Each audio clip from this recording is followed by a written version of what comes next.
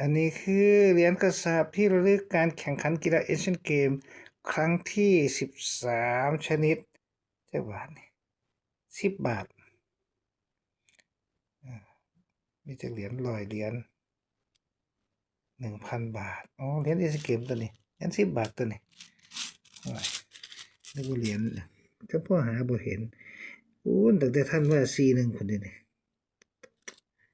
เก็บมามีถุงละ1,000พี่น้องหลายคนบ่เคยเห็นเนี่ยบ่เคยรู้ว่าเขาแลกเงินมานี่แลกมาทีละถุงเป็นถุงแนวนี้เลยครับนี่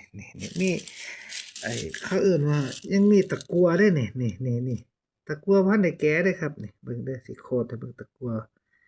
จึงนี่ตะกั่วยังอยู่นะครับนี่หลายคนบ่เคยรู้เด้อครับว่าเขาซีนกันแนวนี่ตะกั่วนี่สิคิดแต่ว่าแลกมาทีละกำบ่เด้เขามาเป็นกระสอบปะนี่1กระสอบ